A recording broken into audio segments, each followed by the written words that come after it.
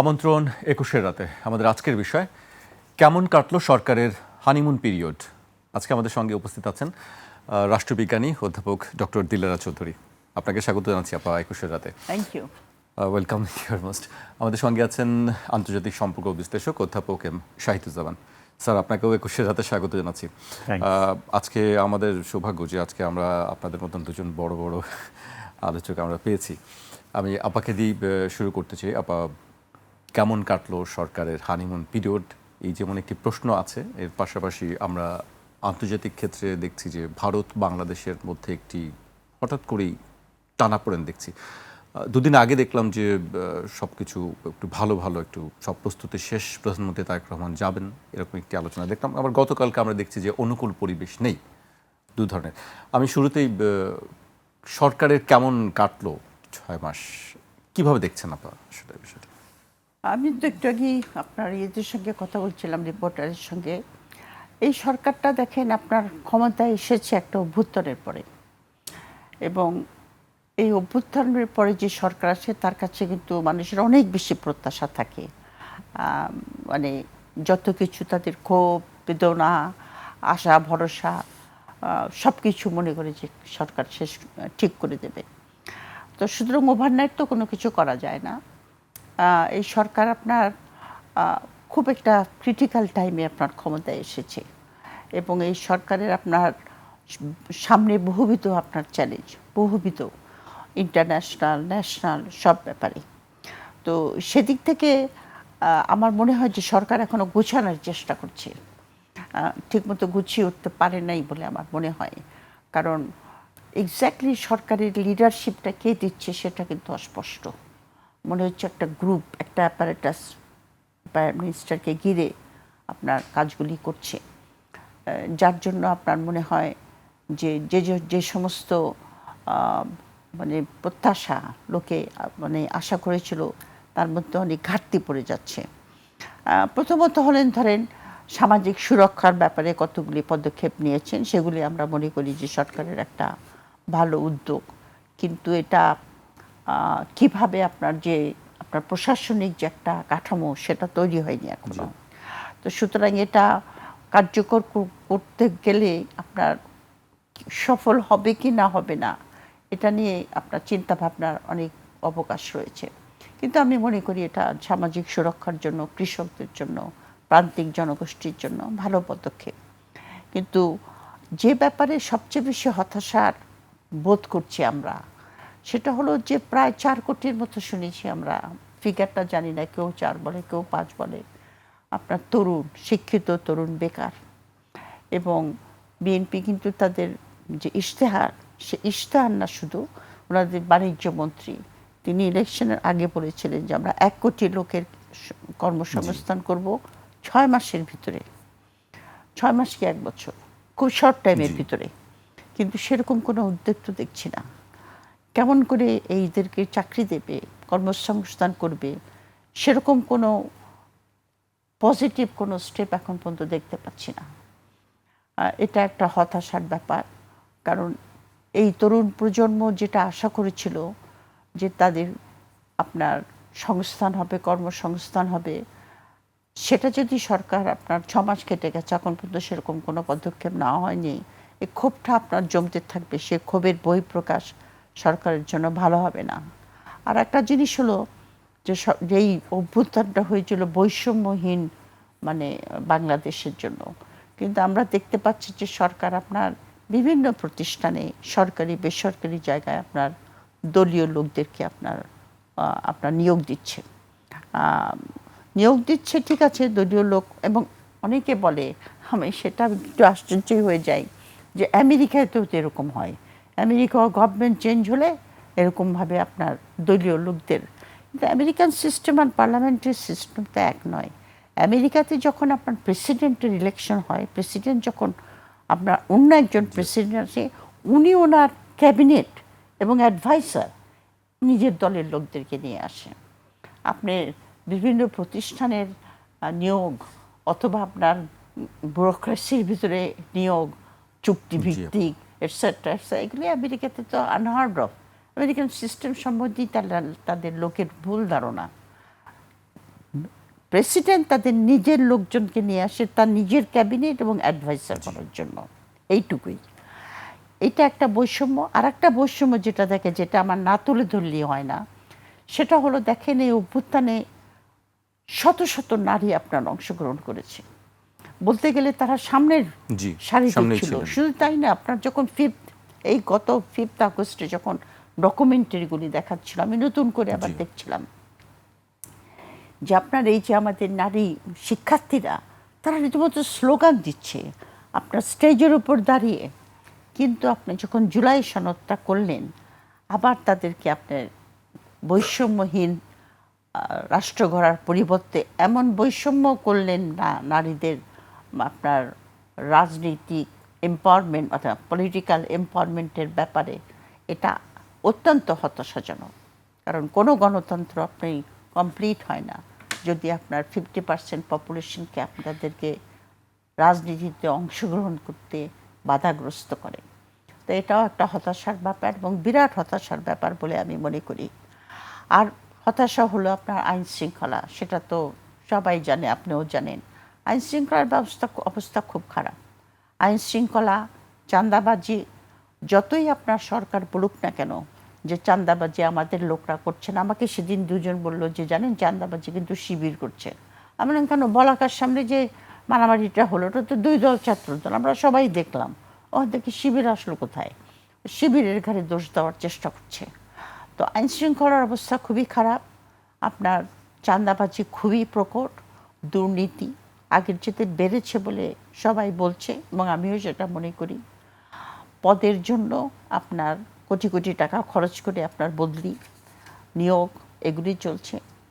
আর আরেকটা হতাশার ব্যাপার আইন শৃঙ্খলার ব্যাপারে, সেটা হলো যে পুলিশ কমিশন যেটা করার কথা হয়েছিল, প্রফেসর ইউনূস যেটা আপনার ওই অধ্যাদেশ দিয়েছিলেন পুলিশ কমিশন করার, সেই পুলিশ কমিশনটার যেটা নিয়োগ এবং কার্যবিধি যেটা বেঁধে দিয়েছিলেন ওই অধ্যাদেশে, সেটা হলো যেটা একটা সেমি অটোনমাস একটা প্রতিষ্ঠান হবে এবং তারা আপনার ধরেন অনেক বিশ্ববিদ্যালয় আছে আপনার অটোনমাস, সেমি অটোনমাস যেটাকে বলে, সেখানে তাদের পুলিশের পদায়ন, পুলিশের বদলি সব কিছু ওই কমিশন করবে। কিন্তু ওইটাকে বাতিল করেছে তারা, ল্যাপস করে নতুন করে পুনর্গঠন করেছে এবং পুনর্গঠন করার ফলে আপনার ওই কমিশনটা এখন একটা মোরাললেস একটা অ্যাডভাইসারি কমিশনের মতো হয়েছে। মানে পুলিশের এই সমস্ত যে সমস্ত অ্যাডমিনিস্ট্রেটিভ যে সমস্ত কার্যকলাপ, সেটা স্বরাষ্ট্র মন্ত্রণালয়ের কাছেই রয়ে গেছে।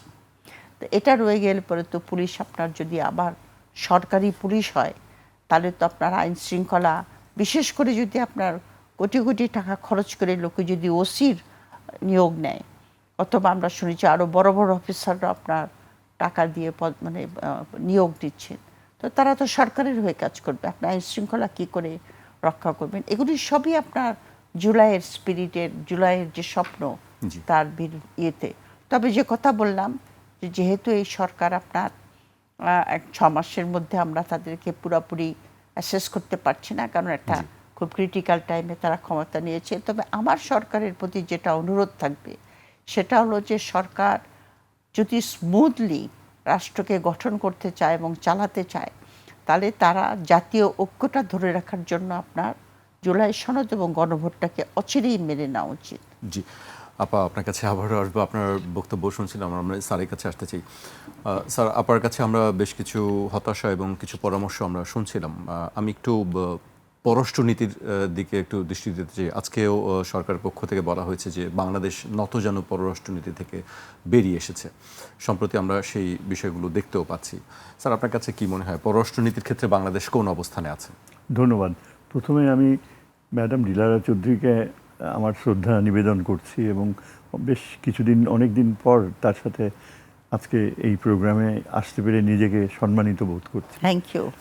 এখন ম্যাডাম যে কথাগুলো বলেছে তার সাথে আমি সম্পূর্ণ একমত পোষণ করি এবং পররাষ্ট্র নীতির কথা বলার আগে দু একটা কথা নিশ্চয়ই বলা দরকার যে এই সরকারের যে ব্যর্থতার মাত্রা, সেটা প্রকট হয়ে ধরা পড়েছে যখন তারা জুলাই সনদকে অত্যন্ত নিম্ন রুচির মাধ্যমে অগ্রাহ্য করলো এবং সেখানে নটের গুরু ছিল এই যে একজন self declared legal expert Salauddin.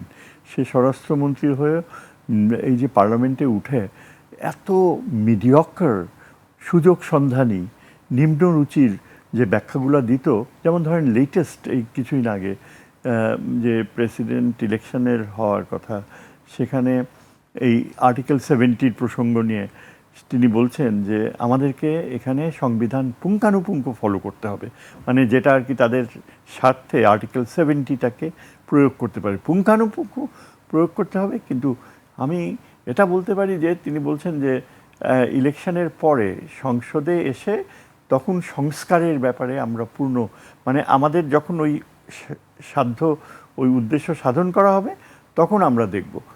এখন এই যে এই ধরনের অবস্থান নেয়, আর বিএনপি একে প্রমোট করেছে এতদিন, হোম মিনিস্ট্রির নিয়ন্ত্রণে থেকেও যে আইনের ব্যাখ্যা দিয়েছে, সেখানে তাকে একটা ভুল ব্যাখ্যা থেকে থামানোর কেউ রিয়েলি কার্যকর কেউ ছিল না। জামাতেও পার্লামেন্টে সেরকম কাউকে সুযোগ দেওয়া হয়নি, এবং তার ফলে দেখা গেছে যে সরকারের যে বিভিন্ন নিয়োগগুলো, পররাষ্ট্র নীতির ব্যাপারেও যদি আপনি দেখেন, কোনখান থেকে একজন মানে যার ফরেন পলিসি কোনো ট্রেনিংও নাই, ধারণা নাই, এই যে হুমায়ুন কবির নামে লোকটা কিভাবে এসে জুড়ে বসলো, এবং যখন ডক্টর খলিল কথা বলতো একেবারে তার গায়ের উপরে উঠে মনে হয় যেন আমিই বলছি। হ্যাঁ, এবং শোনা যায় যে এখন এই যে ভারতের ব্যাপারে যে বাংলাদেশের যে অবস্থান নিয়েছে, সেখানে সে কিন্তু ভারতে যাওয়ার ব্যাপারে, এটা আমি বেশ কয়েকটা সোর্স থেকে যা জানলাম, বেশ চাপ সৃষ্টি করেছিল। এখন পররাষ্ট্রনীতির ক্ষেত্রে যা অর্জন হয়েছে, আমার মনে হয় সেটাই এই সরকারের একমাত্র মানে কার্যকর অর্জন, এবং সেটা হতে পেরেছে আমাদের ফরেন মিনিস্টার যেহেতু ডক্টর খলিলুর রহমান ছিল, যদিও তার চারপাশে তার প্রচুর শত্রু, এমনকি ফরেন সার্ভিসেও তার সমসাময়িকরা যারা রয়েছে তারা নানা রকমের তৈরি করে। যেমন আমি আরও কয়েকজন জানি যারা এখন অ্যাক্টিভলি ফরেন সার্ভিসে ছিল, রিটায়ার করে টক শোতে আসে প্রায়ই, তারা কেউই দেখি মোটেও টলারেন্ট না। তৌহিদ হোসেনকে তো আমরা দেখেছি যে সরাসরি, তা সত্ত্বেও কিন্তু ডক্টর খলিল আমাদেরকে যেভাবে স্টিয়ার করে ভারতের প্রভাব থেকে টেনে নিয়ে আসতে পেরেছে, এটা কিন্তু কোনো অন্য কেউ হলে আমার মনে হয় না যে এটা সম্ভব হতে পারত। জেনারেল অ্যাসেম্বলিতে আমরা এত বড় সম্মান পেলাম, মাত্র 4টা ভোট এদিক সেদিক হলেই কিন্তু উল্টে যেত। ভারত আর ইসরায়েল প্রচণ্ড চেষ্টা করেছে ইউরোপিয়ান ইউনিয়নকে নিয়ে, তারপর প্রো ওয়েস্টার্ন যে অনেক সেই তৃতীয় বিশ্বের দেশগুলো মিলে নিশ্চিত ছিল যে সাইপ্রাসের ক্যান্ডিডেটকে জিতাবে। কিন্তু সৌভাগ্য হচ্ছে যে মার্কিন যুক্তরাষ্ট্র এবং আরও 3টি দেশ মিলে তারা বাংলাদেশের পক্ষ নিয়েছে। এটা কিন্তু একটা অভূতপূর্ব বাস্তবতা।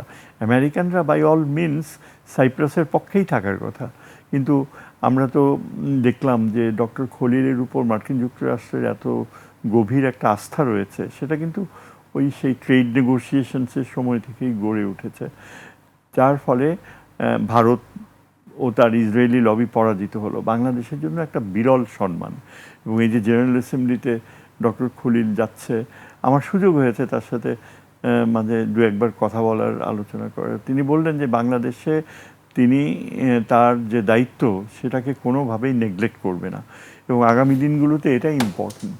এই যে আমাদের যে পররাষ্ট্রনীতির বিষয়ে ভারত বারবার চাইছে যে যেন হাসিনার সময়ের যে ধারাবাহিকতা, সেখানেই যেন বাংলাদেশ ফিরে যায়, এবং তারেক জিয়াকে প্রধানমন্ত্রীকে দিল্লিতে নেয়ার তার মূল উদ্দেশ্যই হচ্ছে যে কোনোভাবে চীনের সাথে আমাদের নিরাপত্তা সম্পর্ক সেটাকে ধ্বংস করা। এই যে করিডোরের আইডিয়া মায়ানমার হয়ে কক্সবাজার পর্যন্ত, সেটা যেন কোনোভাবেই না হয়, এবং এমন কিছু তাদের রয়ের প্রধান ঢাকায় এসে এমন কিছু বার্তা দিয়ে গিয়েছে, অনেকে বলে যে এটা সেই হানি ট্র্যাপ করা, এবং দিল্লিতে নিয়ে হয় সে রাজি হবে, না হয় তাকে বাধ্য করা হবে। এই পরিস্থিতিতে ডক্টর খলিলের প্রচেষ্টাতেই আমার মনে হয় যে এই দিল্লি সফর আপাতত স্থগিত হয়েছে, এবং যে কূটনীতিক ভাষা ব্যবহার করা হয়েছে সেটা অত্যন্ত স্কিলড, আমি বলবো যে যে এটা হাসিনাকে ফেরত দিতে হবে, এবং এই ফেরত দেওয়ার প্রক্রিয়ায় যে বারবার ভারতীয় মিডিয়া বলে আসছে যে তাকে সসম্মানে বাংলাদেশে আনতে হবে, তার ডেথ সেন্টেন্স এড়িয়ে সরে ফেলতে হবে। বাংলাদেশের যে অবস্থান পররাষ্ট্র মন্ত্রণালয়, সেখানে তাকে বলা হয়েছে সরাসরি হস্তান্তর করতে হবে, যেটা আমি মনে করি যে কোনো বিশেষ ব্যবস্থা হবে না। সে মৃত্যুদণ্ডপ্রাপ্ত একজন আসামি, বর্ডারে বিএসএফ আমাদের বিজিবির কাছে তাকে হ্যান্ডওভার করবে এবং তাকে প্রিজন ভ্যানে করে ঢাকায় নিয়ে আসা হবে। এটাই কিন্তু একজন ক্রিমিনাল, দণ্ডপ্রাপ্ত ক্রিমিনাল আচরণ। এবং এই ধরনের একটা ইমপ্রেশন কিন্তু ফরেন মিনিস্ট্রির স্টেটমেন্টে বোঝা গেছে। গত দু একদিনেই আমরা ভারতীয় রিয়াকশন দেখতে পেলাম, তারা রীতিমতো স্টান্ড যে এত সাহস। এবং তাদের রাষ্ট্রদূত কিন্তু এটা বলেও ফেলছে যে এই 5 দিনের মধ্যে যদি না যায় তাহলে 1 বছরেও আর তা দিল্লিতে যাওয়ার সুযোগ হবে না। কি অদ্ভুত মানসিকতা! অ্যাজ ইফ আমাদের দেশ থেকে আমরা ডেসপারেট যেতে, এটা তো তাদেরই ন্যাশনাল ইন্টারেস্টে তারা খুব চেষ্টা করেছে। এবং আমার মনে হয় যদি সিঙ্গুলারলি অর্জন হিসেবে দেখতে হয়, এই যে ভারতকে এই দিল্লি যাওয়ার অবস্থান থেকে অগ্রাহ্য করা, আমরা একটা ব্রিদিং স্পেস পাচ্ছি।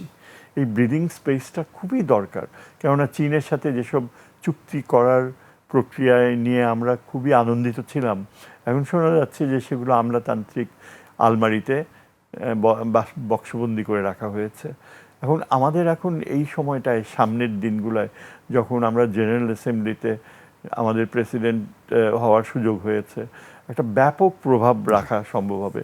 যেটা প্রয়োজন সেটা হচ্ছে তিস্তা চুক্তিকে একদম একটা ফর্মাল রূপ দেয়া, করিডোরের যে বাস্তবতা, সেটা কুংমিন থেকে মান্দালয় পর্যন্ত অলরেডি রাস্তা চলে এসছে এবং বাংলাদেশের কক্সবাজার পর্যন্ত রাস্তাটা খুব বড় ডিস্টেন্স না। এটা 6 মাসেই চীন কমপ্লিট করতে পারে। এবং আমরা যদি চীনকে বাংলাদেশে প্রবেশ করার একটা স্থান করে দেই, এটা আমাদের ভারতের নিরাপত্তা হুমকি প্রায় অর্ধেকটা কমে যাবে। কেননা দেখেন, এই যে গত যুদ্ধে চীন যে আমেরিকাকে ঠেকাতে পেরেছে, তার একটা বড় কারণ হচ্ছে যে ট্রেন লাইন সংযোগ সেন্ট্রাল এশিয়া থেকে চায়না পর্যন্ত, এবং continuous supply of arms, sophisticated weapons, missile technology এগুলো ছিল। এবং যার কারণে আজকে ইরান মাথা তুলে দাঁড়াতে পারছে। হ্যাঁ, তো আমাদেরও কিন্তু সেরকম প্রয়োজন যে একেবারে আসবে না সেটা বলা যায় না। ভারত এখন কি আচরণ করে সেটা দেখার মতোই হবে আগামী দিনগুলোতে। জি স্যার, সেটি অবশ্যই আমরা দেখব। আমি আপনার কাছে আসতে চাই। আপনি বেশ কিছু চ্যালেঞ্জের কথা বলছিলেন, সংস্কারের কথা বলছিলেন।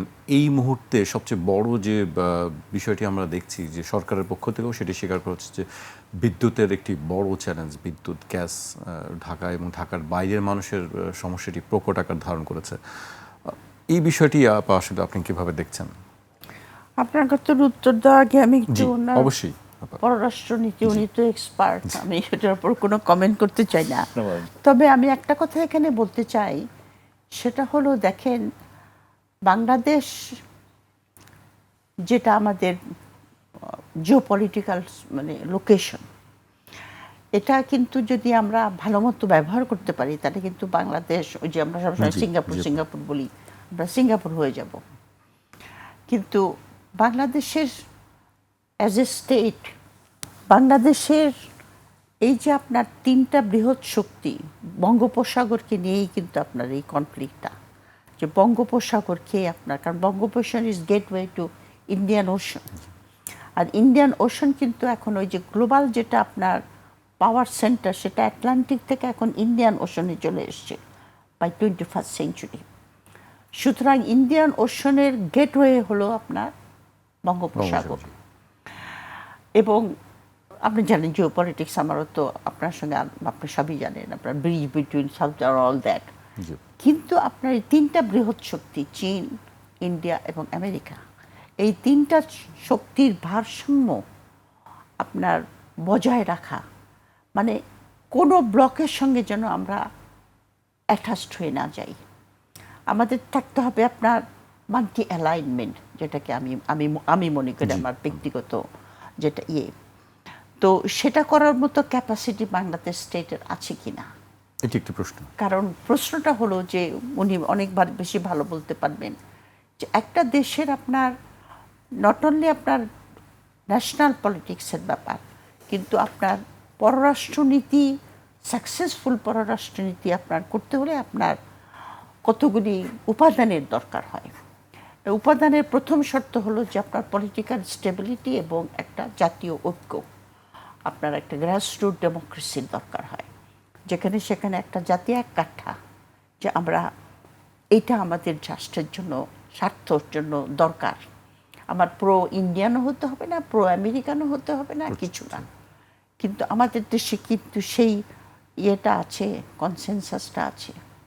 এই দিন সেদিনই তো আপনার পিউ রিসার্চ, আমি পিউ রিসার্চের সার্ভে অবশ্য একটু রিজার্ভেশন নিয়েই দেখি, তারা বলেছে যে 56% বাংলাদেশের নাকি আপনার ইন্ডিয়াকে পছন্দ করে না, কিন্তু এখনও 41% আপনার ইন্ডিয়াকে পছন্দ করে। তার মানে হলো যে এই যে আপনার জেনোসাইড, এই যে আপনার গণতন্ত্রকে ধ্বংস করে দেওয়া, সব কিছু মানুষ ভুলে যেতে রাজি আছে, কারণ তাদের অ্যাটাচমেন্ট ইন্ডিয়ার প্রতি। এই যে আমাদের দেশের মধ্যে যে একটা বৃহৎ ডিভিশন, এই ডিভিশন রেখে আপনি একটা দেশকে সামনের দিকে নেবেন কী করে? ডোমেস্টিক এবং ইন্টারন্যাশনাল। পলিটিক্যাল স্টেবিলিটি দরকার, আপনার পপুলেশন দরকার, এডুকেটেড দক্ষ পপুলেশন দরকার, আপনার দরকার জিওগ্রাফি যেটা আছে, আপনার দরকার ইকোনমিক স্ট্রেংথ। আপনার শক্ত একটা ইকোনমিক স্ট্রেংথ না থাকলে পরে পররাষ্ট্রনীতিকে ইয়ে করা যেতে পারে না। তারপরে মিলিটারি স্ট্রেংথ, একটা প্রতিরক্ষা সেরকম শক্তিশালী। আর ইদানিংকালে ইন্টারন্যাশনাল রিলেশনে যে জিনিসটা খুব এসেন্সিয়াল হয়ে পড়েছে, সেটা হলো আমাদের দেশের যারা কূটনীতি চালাবে, তাদের ইন্টারন্যাশনাল সিস্টেমে এখন ফাইন্যান্সিয়াল সিস্টেমটা কীরকম বিভিন্ন দেশের, সেটা বোঝা দরকার। বোঝা দরকার আপনার কোনো শক্তিশালী ইন্টেলিজেন্স আছে কি না। আমাদের মোসাদ, র, এরা আপনার কন্টিনিউয়াসলি তাদের ন্যাশনাল গভর্নমেন্টকে ফিডব্যাক করছে যে এই দেশের লোকরা এটা করছে, এটা করছে। আর আমাদের দেশের ইন্টেলিজেন্স আমার পিছনে লেগে আছে, মানে আমি কোথায় কি কোথাও, আমি মানে আমি পার্সোনাল বলছি না, মানে আমাদের জনগণ কি করছে এইটা নিয়ে তারা ব্যস্ত। আমাদের সেরকম ইন্টেলিজেন্স, কি ইন্টেলিজেন্স রিপোর্ট তারা দিতে পারে সরকারকে যে ইন্ডিয়ার এই পলিসি অথবা মিয়ানমারে কি হচ্ছে, আমাদের কি করা উচিত? একটা রেগুলার ফিডব্যাক দেওয়ার কথা। ইন্টেলিজেন্স সিস্টেম আমাদের দরকার হবে, মিলিটারির দরকার হবে, ফিনান্সিয়াল সিস্টেমগুলি যেটা দরকার হবে। আমাদের রাষ্ট্রের ক্যাপাসিটির অনেক ঘাটতি আছে, কিন্তু তবু আমি বলবো যে আমাদের কোনো উপায় নাই, যদি আমরা স্বাধীন রাষ্ট্র এবং নিজেদের জাতীয় স্বার্থ ধরে রাখতে পারি চাই, তাহলে আমাদের এই তিনটা শক্তিকে আপনার কাউকেই আমরা কমপ্লিটলি ইগনোর করতে পারবো না।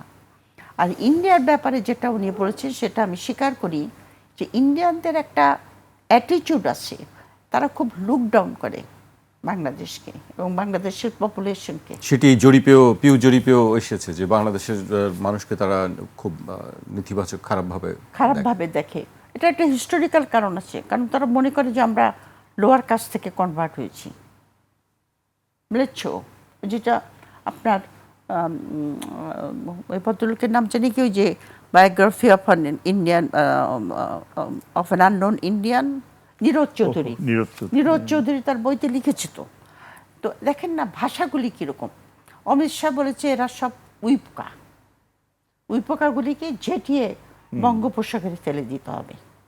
তারপরে আপনার এই রিসেন্টলি আমি খুব আশ্চর্য হয়ে গেলাম, বুঝলেন, ডক্টর শহীদুজ্জামান, প্রফেসর শহীদুজ্জামানের যে চন্দন নন্দী বলে একজন আছে না নর্থ ইস্টে, সেদিন সে টিভিতে এসে গলা উঁচিয়ে ওই সালাউদ্দিন নাকি আপনার যখন শিলংয়ে ছিল তখন নাকি রর স্টেশন ম্যানেজার পা ধরেছে যে আমাকে পাঠিয়ে দেবেন না। সুবীর ভৌমিক না, চন্দন নন্দী বলছিল, চন্দন নন্দী না সুবীর ভৌমিক, এবং বলছিল যে এই ওয়ার্ডটা আমার খুব কানে বেজেছে, যে বেশি কথা বলবেন না মিয়া, কার কোন টিকি মিয়া কথাটা কিন্তু প্রি পার্টিশনের কথা।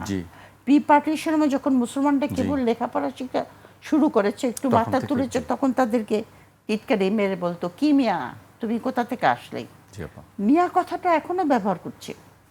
তো এই যে আপনার আর সবসময় একটা ধারণা যে আমরা বাংলাদেশকে স্বাধীন করে দিয়েছি, সুতরাং বাংলাদেশ আমাদের কথা শুনবে, আমাদের স্বার্থ বাংলাদেশের, আমাদের ফরেন মিনিস্টারই বলেছে, আগের ফরেন মিনিস্টার, যে ইন্ডিয়ার উন্নয়ন মানে আমাদের উন্নয়ন, তো এগুলি কিন্তু আপনার এটা একটা আধিপত্যবাদ, কালচারাল আধিপত্যবাদ, যে যে তাদের বয়ানটা আমাদের দেশের 40% বলেন 30% বলেন, তারা এটাকে আত্মস্থ করে এবং বিশ্বাস করে যে হ্যাঁ তারা সুপিরিয়ার, তারা আমাদেরকে শিখাবে আমরা কি করে কথা বলবো, আমরা কি করে খাবো, কি আমাদের মানে সংস্কৃতি হবে, আমরা কি কাপড় পরবো।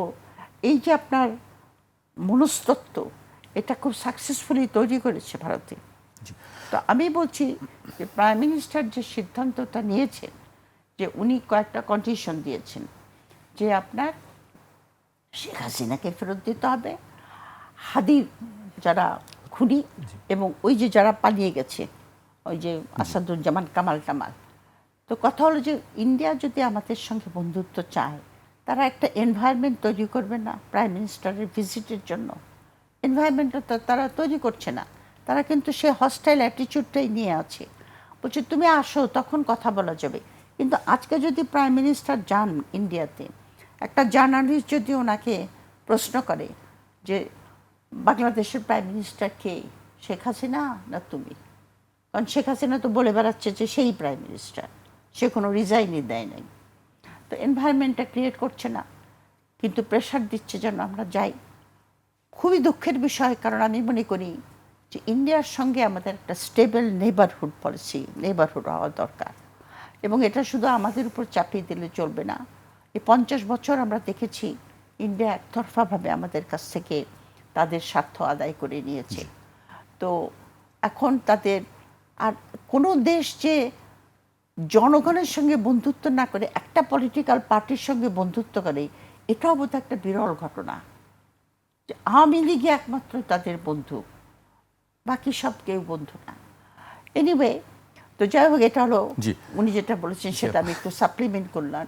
বিদ্যুতের কথা আপনি যেটা বললেন, জনগণ এটা বিশ্বাস করে, এটা এগেন পারসেপশন, যে এটা ঘটানো হচ্ছে, এটা একটা ষড়যন্ত্র, সরকারের পক্ষ থেকে কেউ কেউ এটা ঘটাচ্ছে। আমি নাম বলবো না, কিছু মন্ত্রীর ঘটাচ্ছে এই কারণে যে তারা আপনার সে আগের যে বিদ্যুৎ সাপ্লাইয়ের ব্যবস্থা ছিল, কুইক রেন্টাল অথবা আদানির কাছ থেকে, ইন্ডিয়ার কাছ থেকে ইলেকট্রিসিটি না আনলে পরে আমরা বাঁচবো না, এই জন্য। তা নাহলে আপনি বলেন ষড়যন্ত্রটা আমার কাছে অনেক সময় বিশ্বাসযোগ্য মনে হয় এই কারণে যে প্রফেসর ইউনূস যতদিন ক্ষমতায় ছিলেন ততদিন তো আমাদের বিদ্যুতের কোনো সমস্যা হয়নি, গ্যাসেরও কোনো সমস্যা হয়নি। হঠাৎ কি হলো যে এরকম সমস্যা হবে? যেরকম এখন ধানমন্ডিতে আগে যেত না লোডশেডিং, আর বিশেষত আমি যে রাস্তাটায় থাকি ওই রাস্তাটা আবার ভিআইপি রাস্তা, কারণ ওখানে নাকি কয়েকজন এমপি টেম্পিরা থাকে আর কি ওই রাস্তার উপরেই। কিন্তু ওইখানে এখন লোডশেডিং হচ্ছে, গ্যাস সকালবেলা উঠে দিকে গ্যাস নাই, দৌড়ে গেছে বাজারে যে একটা রাইস কুকার কিনে নিয়ে আসি, কারণ আমি খাই আর না খাই আমার বাসার যে লোকজন আছে তারা তো খাবে। তো হঠাৎ করে এটা কেন হলো? যদি এটা কোনো ষড়যন্ত্রের অংশ না হয়ে থাকে। প্রফেসর ইউনূস তো 6 মাস আগে ক্ষমতা ছিলেন, তো ওনার সময় তো কোনো লোডশেডিং একদিনের জন্য হয়নি, গ্যাসেরও কোনো সাপ্লাই কমতি হয়নি। অলিগারদেরকে ফেরত আনার একটা প্রচেষ্টা হচ্ছে বলে আমার মনে হয়।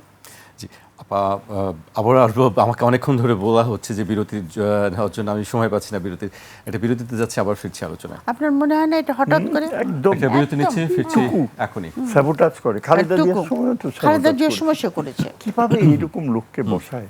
না, অলিগারদেরকে ফেরত নিয়ে আসবে। বসুন্ধরার কাছে অলরেডি জ্বালানি দিয়ে দিয়েছে। এই রেকর্ড হয়েছে তোমার? বিরতি হয়নি, আবার নিতে হবে? আচ্ছা আচ্ছা স্যার আপা একটু আমার একটু বিরতি হয়নি নাকি আবার নিতে হবে? হ্যাঁ, একটা বিরতি নিচ্ছি, বিরতির পর আবারও ফিরছি আলোচনায়। একটা বিরতি নিচ্ছি, ফিরছি এখনই।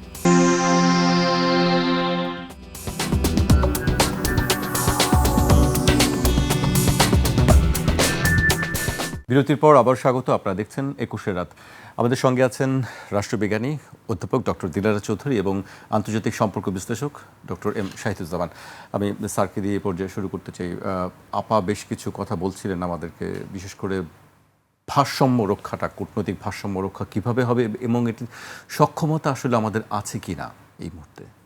দেখুন, এটা নির্ভর করছে কতগুলো স্পেসিফিক পদক্ষেপ নেওয়ার উপরে, যা কিনা আমাদের দেশে দীর্ঘ সময় অনেক এই যে ভারতের যে নিয়ন্ত্রণ, গোয়েন্দা নিয়ন্ত্রণ, সেটা আমরা এত হ্যাবিচুয়েটেড হয়ে গিয়েছি যে অন্য বিকল্প আমরা চিন্তাই করতে পারি না। শোনা গিয়েছে এই যে চিফ এসছিল, তিনি নাকি সরকারের কাছে প্রপোজ করেছে যে ঢাকায় একটা এর অফিস খুলতে হবে। বাংলাদেশ সরকার নাকি প্রত্যাখ্যান করেছে।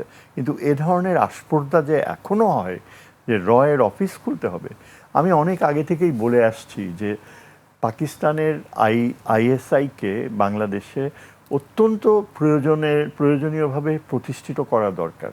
এটা শুনে অনেকে আবার ভ্রু কুচকায় যে ৭১-এর শত্রু আইএসআই কেন। আমার কথা হচ্ছে যে আইএসআই হচ্ছে একমাত্র মহৌষধ ভারতের কে ডিল করার জন্য। তাদের মতো কে এত ভালো চেনে না আর কেউ।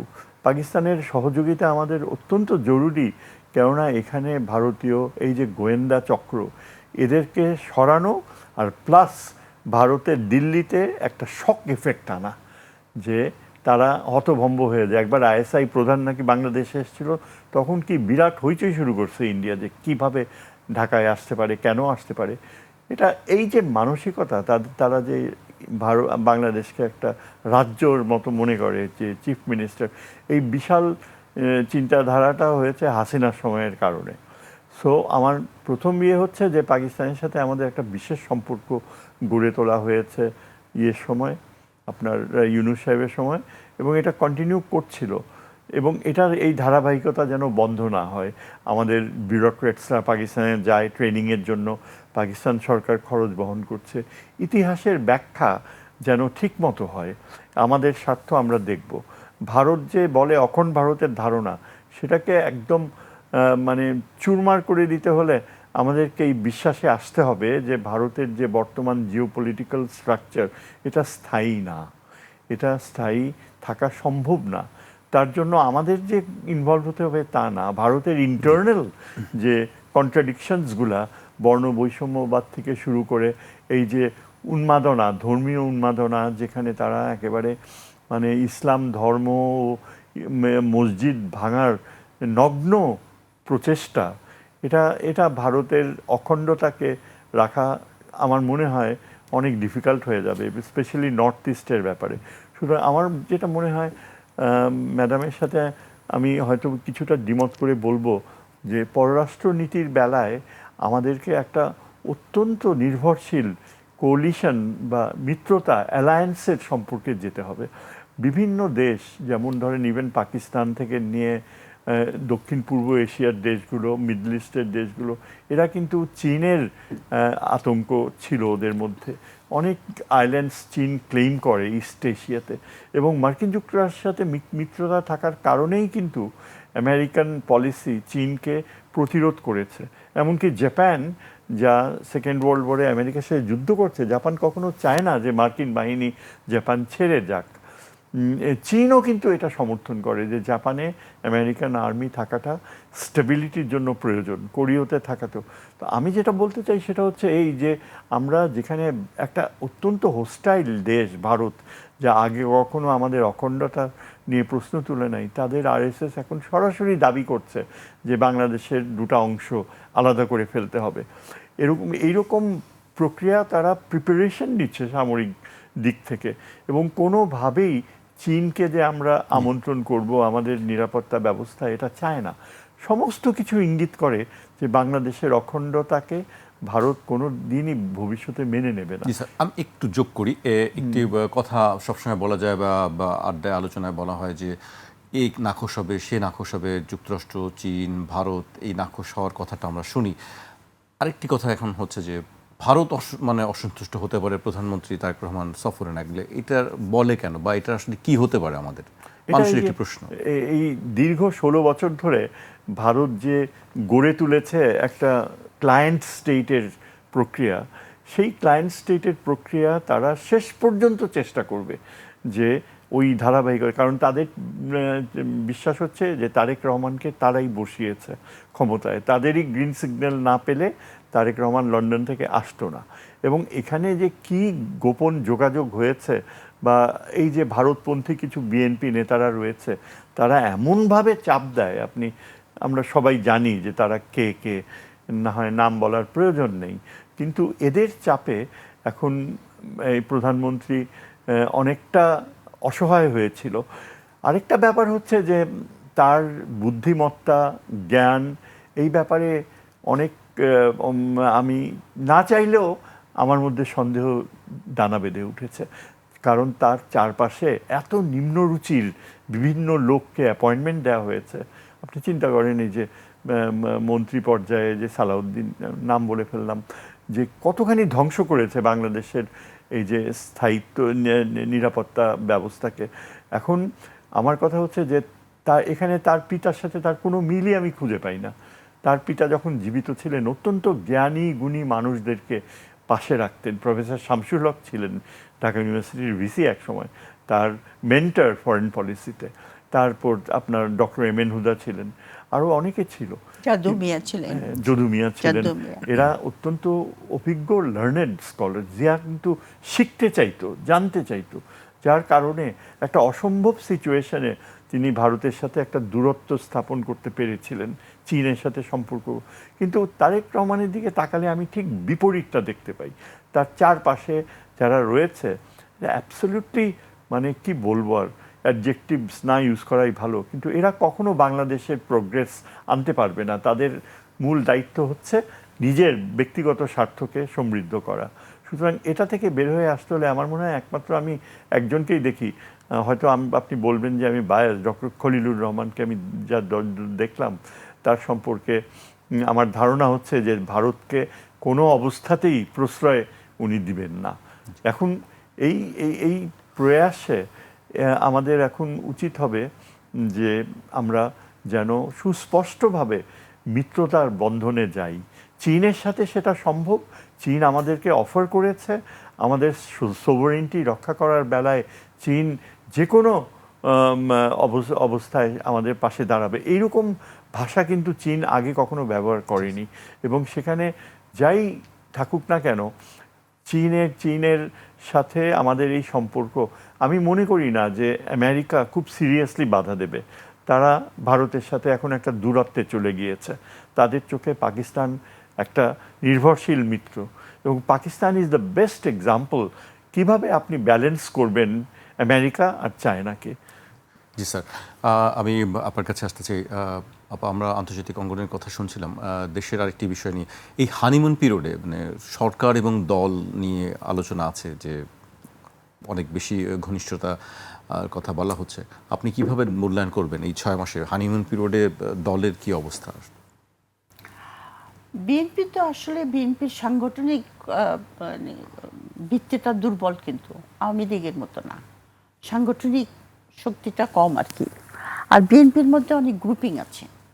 প্রথম গ্রুপিংটা হলো সিনিয়র জুনিয়র গ্রুপিং, আর দ্বিতীয় গ্রুপিং হলো প্রো ইন্ডিয়ান আর মানে নট সো প্রো, মানে অ্যান্টি ইন্ডিয়ান, এরকম 4টা গ্রুপিং আছে। এবং প্রত্যেকেই প্রাইম মিনিস্টারকে ইনফ্লুয়েন্স করার চেষ্টা করছে আর কি, বিভিন্ন গ্রুপ থেকে আর কি। তো সুতরাং প্রাইম মিনিস্টারের এখানে একটা শক্ত অবস্থান নিয়ে লিডারশিপটাকে ওনার ডেমনস্ট্রেট করতে হবে। উনি শুনবেন সবার কথা, ঠিক আছে, ওই যে আশেপাশে যে লোক আছে তাদের কথাও শুনবেন, তবে তাদের কথাটা না শোনায় ভালো। যেরকম রাশেদ খানের কথা শুনে উনি যদি রাজনৈতিক সিদ্ধান্ত নেন, সেটা আত্মঘাতী হবে বলে আমি মনে করি। তো যাই হোক, সেটার বিচার নিশ্চয়ই উনি করতে পারবেন। তো সেই জন্য আপনার দরকার হবে যেটা হলো যে বিএনপির ভিতর থেকে আপনার যেটা মেজর হাফিজ, যিনি এখন ভারপ্রাপ্ত প্রেসিডেন্ট, উনি কিন্তু চেষ্টা করছেন বিএনপির ভিতরে একটা যেটাকে বলে অ্যালাইনমেন্টটাকে ঠিক করা। উনি চেষ্টা করছেন। তারপরে আপনার পার্টির বাইরে থেকে কিছু কিছু লোক অ্যাডভাইস করছে, যেরকম ধরেন বেগম জিয়ার যিনি আগের প্রতিরক্ষা অ্যাডভাইসার ছিলেন, এরকম কিছু কিছু লোক আপনার চেষ্টা করছে যে জিয়াউর রহমানের যে আদর্শ, জাতীয়তাবাদী আদর্শ, সেই লাইনে বিএনপিকে ফেরত আনা যায় কিনা। সেই লাইনে ফেরত আনলে পরে বিএনপির জন্য 2টা সুবিধা হবে। একটা সুবিধা হলো যে তারা তখন তাদের পক্ষে এই জিনিসটা আমার ব্যক্তিগত বিশ্বাস এবং আমার অবজারভেশন যে জুলাইয়ের অভ্যুত্থান থেকে ইন্ডিয়া মেনে নেয় নাই, কিছুতেই মেনে নেয় নাই। কারণ ওই যে আপনার সংবিধানের পরিবর্তন হবে 71-এর, এটা পরিবর্তন হলেই তো ইন্ডিয়ার ওই যে গৌরবোজ্জ্বল ভাবমূর্তি 71 আমরা তোমাদেরকে স্বাধীন করে দিয়েছি, এটা তখন নন সিগনিফিকেন্ট হয়ে যাবে। কারণ জুলাই সনদে যে সমস্ত আপনার প্রিএমবেলে যে কথাগুলি এসেছে এবং যে পটভূমিকাটা দেওয়া হয়েছে সেইগুলি তো আপনার আলাদা ফ্রম 71-এর যে সংবিধান হয়েছে, এটা তারা কিছুতেই মেনে নেয় নাই। এবং এই অভ্যুত্থানটা যে হয়েছে শুধু যে রাষ্ট্র সংস্কারের ব্যাপার না, অভ্যুত্থানের একটা মূল বক্তব্য ছিল আধিপত্যবাদ থেকে মুক্ত হওয়া। যে আধিপত্যবাদের কথা কিন্তু সর্বপ্রথম জিয়াউর রহমানই বলেছেন, যেটা বলার জন্য উনি আজও পপুলার বাংলাদেশে, যে আমরা বাংলাদেশের লোকরা ইন্ডিয়ার সঙ্গে অবশ্যই ভালো সম্পর্ক চায় জনগণ, কিন্তু আধিপত্যবাদ কোনো সেলফ রেস্ট্রিক্টিং নেশন মেনে নিতে পারে না। জিয়াউর রহমানের আদর্শের মধ্যে যদি ফিরে আসে বিএনপি আপনার জুলাই সনদকে এবং গণভোটকে অ্যাকসেপ্ট করে, তাহলে আপনার জাতীয় ঐক্যটা তারা এস্টাবলিশ করতে, স্থাপন করতে তারা সাকসেসফুল হবে, সাফল্য হবে এবং দেশ পরিচালনা একটা একমুখা নীতিতে যেতে হবে আপনার। এই যে আপনার বিভিন্ন ধরনের মন্ত্রীরা বিভিন্ন ধরনের বক্তব্য দেয় এবং বিভিন্ন ধরনের পররাষ্ট্র নীতির ব্যাপারেও বিভিন্ন ধরনের কথা বলে, এতে কিন্তু জনগণ বিভ্রান্ত হয় এবং মনে করে যে তাহলে দেশটা কে চালাচ্ছে। কারণ যিনি লিডার তার ভয়েসটাই কিন্তু সবচেয়ে উঁচায়। বহু মত থাকতে পারে, কিন্তু আলটিমেট ডিসিশনটা, আলটিমেট ভয়েসটা ওনার কাছ থেকে আসতে হবে। এবং তার জন্য জেনারেল জিয়া যেরকম আপনার অনেক জ্ঞানীগুণী লোকের, সব প্রেসিডেন্টই এমনকি আপনার আব্রাহাম লিঙ্কন থেকে শুরু করে আমেরিকার যত প্রেসিডেন্ট, তাদের কিন্তু আপনার অ্যাডভাইসার থাকে এবং তারা সবসময় চেষ্টা করে যে বিভিন্ন ক্ষেত্রে যারা এক্সপার্টিস আছে তারা তাকে অ্যাডভাইস করবে। Very important. কারণ একজন প্রেসিডেন্টের পক্ষে, আমেরিকান প্রেসিডেন্টের পক্ষে, সে তো সারা বিশ্ব নিয়ে মাথা ঘামায়, তার পক্ষে তো সব রকমের অ্যানালিসিস সম্ভব না। তাকে তো ইনপুটগুলি দিতে হবে, প্লাস তার নিজের সেই জাতীয় ক্ষমতা থাকতে হবে সেগুলিকে ইন্টারনালাইজ করা। তো এটা আমি মনে করি যে বিএনপির জন্য অত্যন্ত জরুরি পদক্ষেপ। দলে আরেকটি পরিবর্তন, আমরা পার্টির মধ্যে একটি পরিবর্তন সম্ভবত আমরা দেখব, যেহেতু মহাসচিব তিনি রাষ্ট্রপতি হয়ে যাচ্ছেন নিশ্চিত। সেক্ষেত্রে আপনার কি মনে হয় দলের যে পরিবর্তন হবে সেই পরিবর্তনটা আসলে কেমন হওয়া উচিত? কাদের হাতে নেতৃত্ব? না, নেতৃত্ব দেওয়া উচিত আপনার অনেকেই আপনার ওই যে মহাসচিবের পদে অনেকে বলছেন যে রিজভি, ওনার কথা বলছেন মহাসচিবের পদে, মানে উনি নাকি ভারপ্রাপ্ত হয়েছেন অলরেডি, কিন্তু উনি তো একজন সিনিয়র লিডার, তাই না? তো সিনিয়র আর জুনিয়রদের মধ্যে কিন্তু একটা গ্যাপ থাকে। আমরা বলি না যে আম্মাকে আমরা বলতাম, আপনি কি জানেন আম্মা, আমরা বেশি জানি। তো একটা গ্যাপ থাকে যে তাদের একটা ওয়ার্ল্ড ভিউ থাকে, আমাদের একটা ওয়ার্ল্ড ভিউ থাকে ইয়াংদের, কিন্তু দুটার একটা সমন্বয় দরকার। কারণ সিনিয়রদের যতই বলেন তাদের একটা জ্ঞান প্রজ্ঞা একটা জায়গায় থাকে, সুতরাং তারা মেন্টারিংয়ের কাজটা করতে পারে। কিন্তু নতুন জেনারেশনের যে আপনার ধারণা, ধ্যান ধারণা এবং বিশ্বের যে ওয়ার্ল্ড ভিউ যেটা, সেটা আপনার সিনিয়রদের চাইতে আলাদা।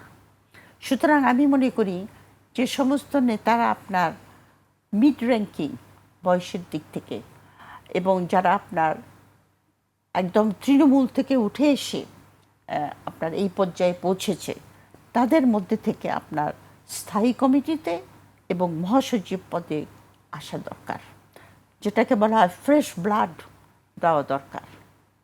ফ্রেশ ব্লাড না আসলে পরে আপনি পরিবর্তনকে ট্যাকেল করতে পারবেন না, কারণ আপনি বুঝতেই তো পারবেন না।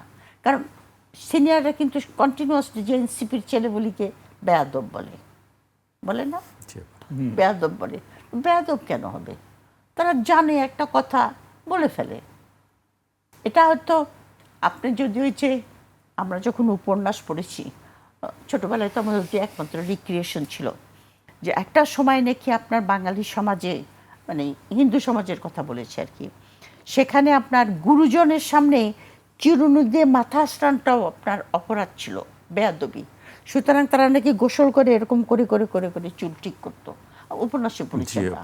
হ্যাঁ, ওটা বেয়াদবি মনে করতো, কিন্তু ওটা তো বেয়াদবি না, চুল জুতা পায়ে না দিয়ে হাতে করে নিয়ে যেত, হাতে নিয়ে যেতে হতো। সুতরাং পৃথিবীতে সবসময় পরিবর্তনশীল।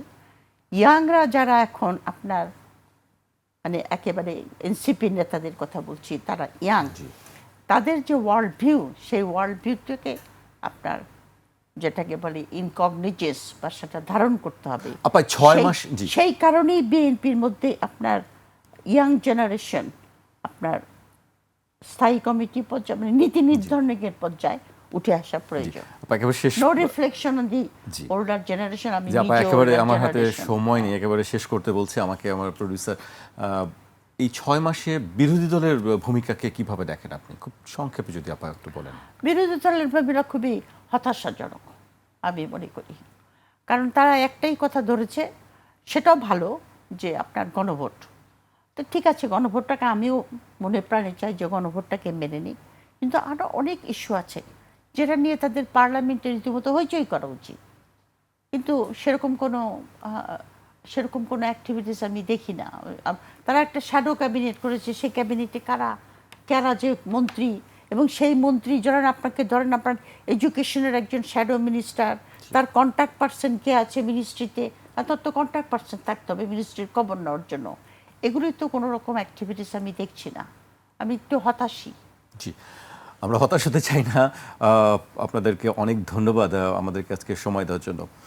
নিশ্চয়ই পরবর্তীতে আবারও আপনাদের সঙ্গে দেখা হবে অন্য কোনো বিষয়। ধন্যবাদ আপনাকে আমাকে ডাকার জন্য। জি আপা, সবসময় আমরা আপনাদেরকে ডাকতে চাই, আপনাদের কথা শুনতে চাই। দর্শক, আজ এখানেই শেষ করছি, কাল আবার দেখা হবে ঠিক রাত 12টায়।